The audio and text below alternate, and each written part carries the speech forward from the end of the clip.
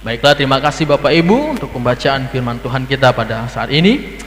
Sesuai dengan tema kita selama 1 bulan ini, dan pada minggu ini kita membahas tentang syarat-syarat sebagai ketentuan melayani dalam gereja. Syarat-syarat sebagai ketentuan melayani dalam gereja. Bapak Ibu jemaat Tuhan, berbicara tentang melayani Tuhan, ini adalah sesuatu yang sangat sering kita lakukan dalam kehidupan bergereja.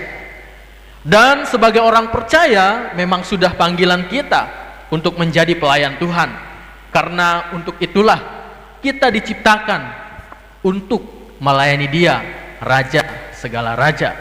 Jadi kita ada sampai saat ini, kita diciptakan dengan satu tujuan, untuk melayani Tuhan, menyembah Tuhan, Yesus Raja segala raja. Namun Bapak Ibu jemaat Tuhan, dari teks yang barusan saja kita baca, rupanya dalam melayani Tuhan bukan sesuatu yang gampang dan sepele. Ya. Dalam melayani Tuhan bukan sesuatu yang gampang dan sepele. Khusus mengenai pelayanan dalam gereja, sesuai dengan tema kita pada hari ini. Dalam kita melayani Tuhan, ada syarat-syarat yang harus kita penuhi untuk menjadi pelayan Tuhan, sesuai dengan tema kita pada hari ini. Kalau pelayanan secara luas, itulah kehidupan kita sehari-hari Bapak Ibu jemaat Tuhan. Namun pelayanan yang akan kita bahas hari ini adalah fokus di dalam gereja. Sekali lagi sesuai dengan tema. Seperti gembala, di situ ada pendeta, ada hamba Tuhan, asisten gembala seperti kita di tempat ini, vikaris, evangelis, kemudian BPJ, diaken, ya, pelayan dalam ibadah, worship leader, singer, musik, usher, multimedia, soundman. Ini semua disebut dengan tim pelayan. Ya. Jadi ini adalah satu kesatuan. Semuanya disebut dengan tim pelayan di dalam gereja. Jadi wajarlah jika BPJ, gembala kompak dalam pelayanan di dalam gereja. Harus satu visi, harus satu arah yang dipimpin oleh pemimpin gereja tersebut, yaitu gembala sidang. Oleh karena itu jemaat Tuhan, dalam melayani di gereja, pentingkah sebuah syarat? Ya, ini pertanyaan buat kita hari ini. Dalam melayani dalam gereja, pentingkah sebuah syarat? Sangat penting jemaat Tuhan, karena ini menentukan kualitas pelayanan dan pertumbuhan jemaat. Jika tidak ada syarat, apalah arti sebuah pelayanan? Dalam dunia kerja Bapak Ibu, baik ASN, baik di perusahaan, baik di kantor, baik di toko, baik di bank, kalau kita ngelamar kerja, bukankah kita menemukan di situ ada kualifikasi, ada syarat-syarat yang harus kita penuhi untuk kita bisa masuk ke sebuah perusahaan, untuk kita bisa diterima di sebuah perusahaan, untuk kita bisa lulus ASN. Kan ada syarat-syaratnya, ya. Bahkan di toko-toko seperti Indomaret, Alfamart, itu semuanya ada syarat-syaratnya untuk bisa masuk bekerja di tempat itu. Nah, apalagi kita melayani Raja segala raja, tentunya ada syarat yang harus kita penuhi sebagai orang-orang yang diciptakan untuk melayani Tuhan. Dan Bapak Ibu jemaat Tuhan, saya mau mengajak kita belajar 2 hal syarat yang kita pelajari bersama-sama pada hari ini. Bagaimana kita mempersiapkan diri untuk pelayanan di dalam gereja. Yang pertama, bagaimana kita mempersiapkan diri untuk pelayanan di dalam gereja?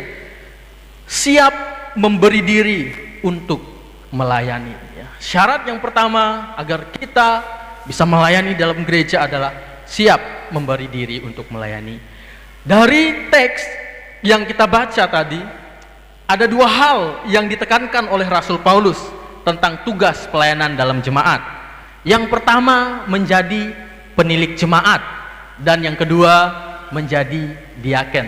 Nah Bapak Ibu jemaat Tuhan, tentu kita sudah pernah mendengar apa itu penilik jemaat, apa itu diaken, bahkan kita sudah tahu. Tapi pada hari ini saya mau ngajak jemaat Tuhan untuk kita mengulanginya lagi. Siapa tahu kita sudah lupa Bapak Ibu jemaat Tuhan. Nah, apa itu penilik jemaat? Kita melihat di ayat yang pertama Bapak Ibu, benarlah perkataan ini, Orang yang menghendaki jabatan penilik jemaat menginginkan pekerjaan yang indah. Jadi menjadi seorang penilik jemaat itu adalah pekerjaan yang indah. Itu yang Rasul Paulus katakan kepada Timotius. Nah, Bapak Ibu jemaat Tuhan, apa itu penilik jemaat? Dari bahasa aslinya episkopos, yang artinya sama dengan uskup, ya, atau jabatan pemimpin jemaat. Sementara di dalam terjemahan firman Allah yang hidup berkata begini Bapak Ibu di ayat yang pertama, benarlah apa yang dikatakan orang, bahwa apabila seorang ingin menjadi gembala jemaat, nah di situ pakai gembala jemaat. Kalau dalam terjemahan yang baru menggunakan penilik, ia mempunyai cita-cita yang baik. Itu menurut firman Allah yang hidup. Sementara dari terjemahan Kingdom Version, dia memakai kata bishop atau uskup, ya. Dan uskup ini Bapak Ibu, kita tahu uskup ini adalah pemimpin umat. Nah, kalau sekarang itu ada gembala jemaat. Dan penilik ini menyangkut di dalam sebuah pelayanan, ada pendeta, ada vikaris, ada evangelis. Ini adalah penilik-penilik jemaat, Bapak Ibu jemaat Tuhan. Dan untuk menjadi penilik jemaat, rupanya syarat-syaratnya sangat sulit sekali ya Bapak Ibu. Dari teks yang kita baca tadi, kita melihat syarat-syaratnya. Karena itu penilik jemaat haruslah seorang yang tak bercacat, suami dari satu istri, dapat menahan diri, bijaksana, sopan, suka memberi tumpangan, cakap mengajar. Itu ayat 2. Ayat yang ketiga, bukan peminum, bukan pemarah, melainkan peramah, pendamai, bukan hamba uang, ya. Jadi wajarlah kalau hamba Tuhan bukan seorang peminum, ya. Peminum di sini tentu kita sudah tahu Bapak Ibu jemaat Tuhan. Wajarlah kalau hamba Tuhan tidak minum miras, ya. Wajar sekali karena ini memang syarat yang diberikan oleh firman Allah. Dan dia juga seorang peramah, ya. Maka Bapak Ibu sering melihat juga hamba Tuhan sedikit-sedikit kalau ketemu jemaat senyum, ya. Walaupun banyak masalah berusaha untuk senyum, untuk ramah, ya. Karena itu memang bagian juga dari syarat-syarat Bapak Ibu. Kemudian ayat yang keempat, seorang kepala keluarga yang baik. Nah, penilik jemaat itu adalah seorang kepala keluarga yang baik, disegani dan dihormati oleh anak-anaknya. Ayat yang kelima, jikalau seorang tidak tahu mengepalai keluarganya sendiri, bagaimanakah ia dapat mengurus jemaat Allah?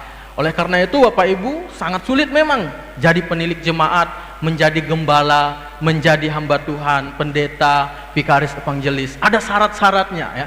Kalau sekarang syarat-syaratnya harus sekolah teologi, kan? Harus belajar Alkitab dengan benar, dengan baik, ya.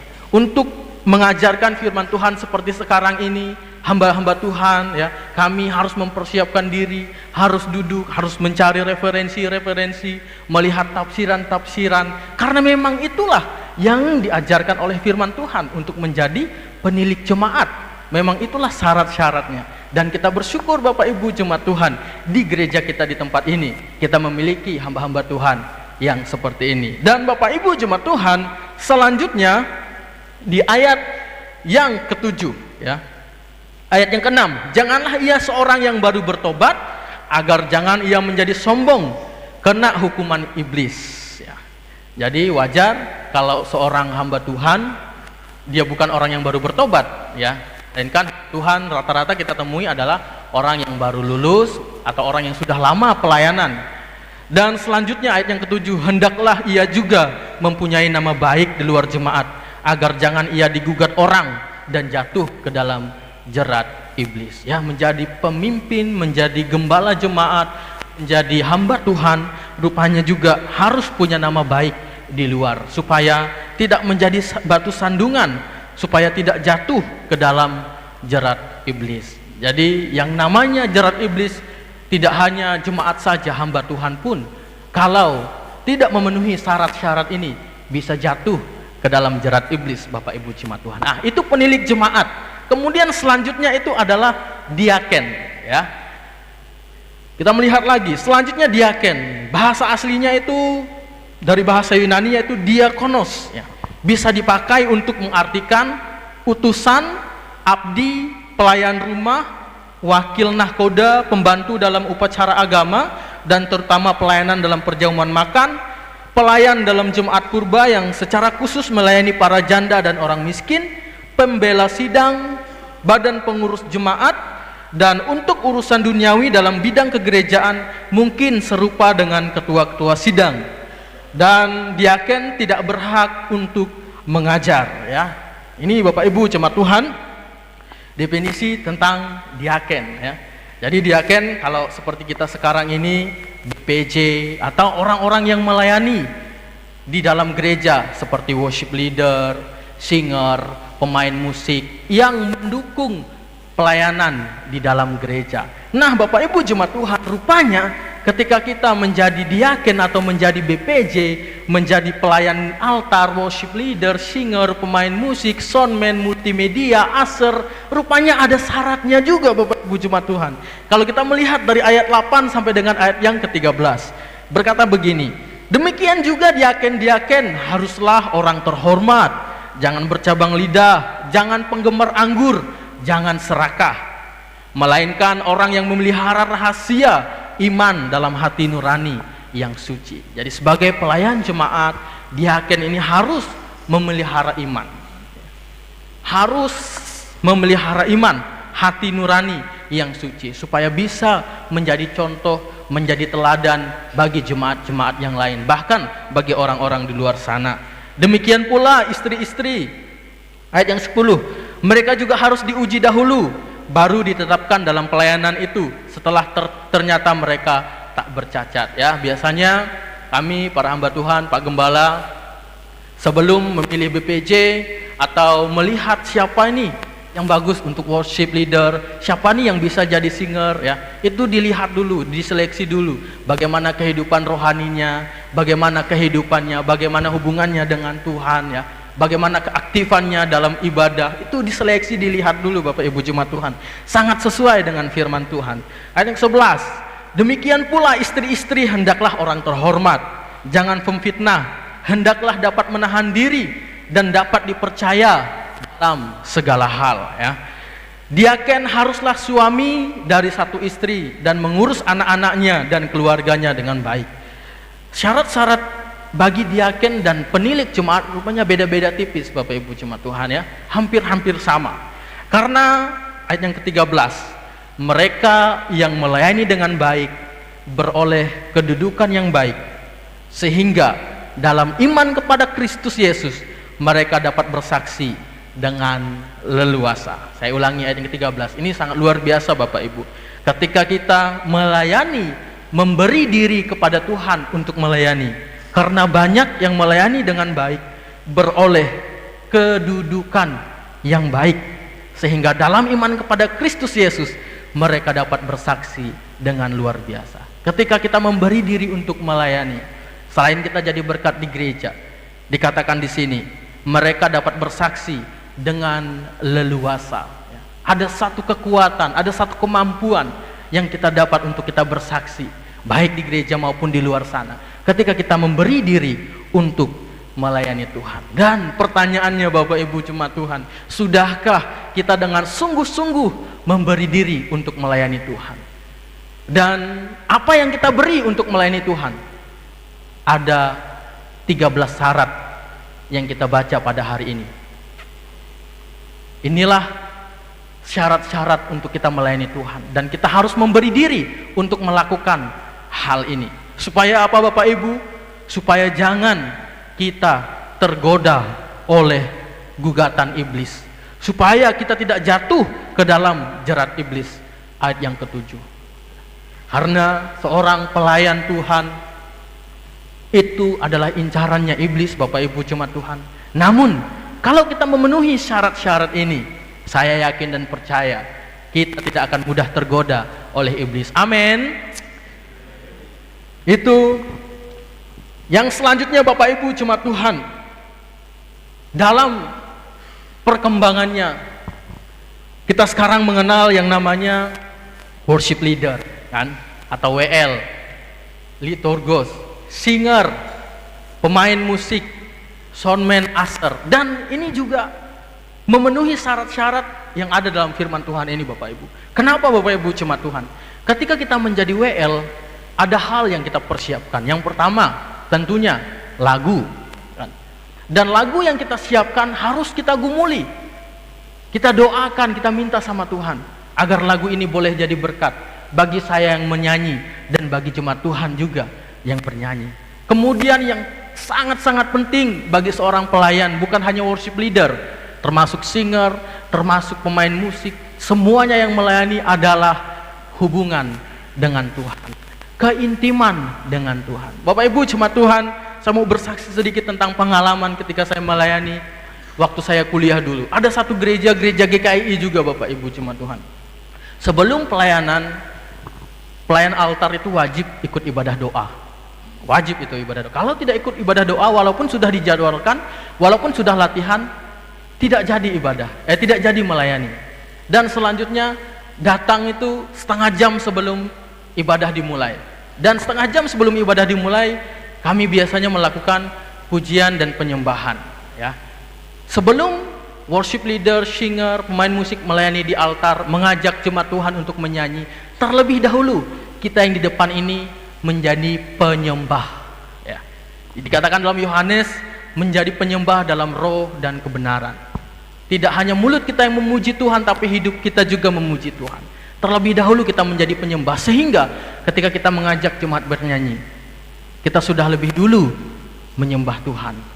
Dan Bapak Ibu jemaat Tuhan, saya pernah merasakan satu kali ketika beribadah, musik baru dimainkan, saya merasakan merinding, Bapak Ibu jemaat Tuhan. Saya merinding, kenapa? Saya meyakini ada kuasa Tuhan, ada roh Tuhan. Dan kami selalu mendoakan, bahkan ini yang saya juga lakukan dalam pelayanan di tempat ini, mendoakan para pemusik, mendoakan alat-alat musik seperti drum, keyboard, gitar, bass, didoakan supaya Tuhan pakai alat ini agar jadi berkat. Saya tidak tahu apakah kita mengalami berkat melalui permainan musik selama ini, tapi saya selalu mendoakan biarlah hal ini boleh menjadi berkat. Dan Bapak Ibu jemaat Tuhan, ketika kita melayani Tuhan, mari kita memberi diri untuk melayani Tuhan sepenuhnya. Dalam memberi diri itu ada syarat-syarat. Syarat-syarat inilah yang kita lakukan dalam kita memberi diri untuk melayani Tuhan. Itu yang pertama.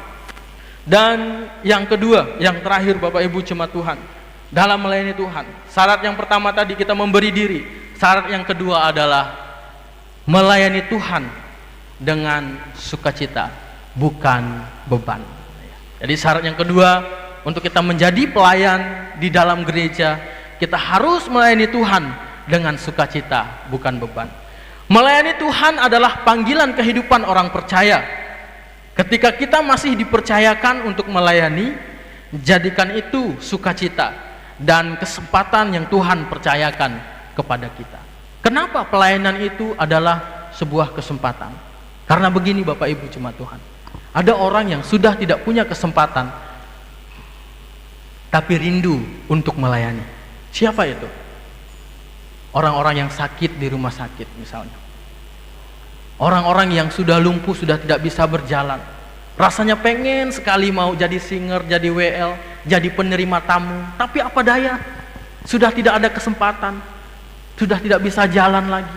Nah, ketika kita dijadwalkan pelayanan di gereja ini secara khusus Bapak Ibu jemaat Tuhan, baik itu pelayanan apapun, ketika melihat, puji Tuhan, saya dipercayakan untuk melayani, semuanya untuk hormat, kemuliaan bagi nama Tuhan.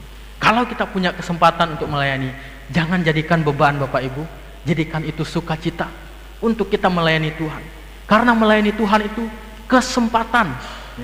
Melayani Tuhan itu kesempatan. Ada saatnya nanti, ini kata-kata dari Pak Gembala yang saya masih ingat sampai sekarang. Ada saatnya kita sudah tidak bisa lagi ke gereja.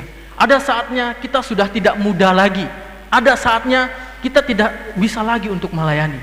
Namun ketika masih ada kesempatan untuk melayani Tuhan, mari kita melayani dengan sukacita. Seperti dikatakan di dalam Roma 12 ayat yang ke-11, janganlah hendaknya kerajinanmu kendor, biarlah rohmu menyala-nyala dan layanilah Tuhan. Kemudian juga Bapak Ibu, di dalam gereja kita biasanya juga melayani melalui pemberian, melalui harta kita. Kalau lihat di buletin, aduh ada persembahan khusus, lakukan itu dengan sukacita. Ini kesempatan bagi saya untuk mendukung pelayanan Tuhan. Seperti dikatakan di dalam 2 Korintus 9 ayat 7, hendaklah masing-masing memberikan menurut kerelaan hatinya, jangan dengan sedih hati atau karena paksaan, sebab Allah mengasihi orang yang memberi dengan sukacita. Ini bukan perkataan saya, ini perkataan firman Tuhan, bahwa Allah mengasihi orang yang memberi dengan sukacita. Bapak Ibu jemaat Tuhan, inilah firman Tuhan kita pada hari ini.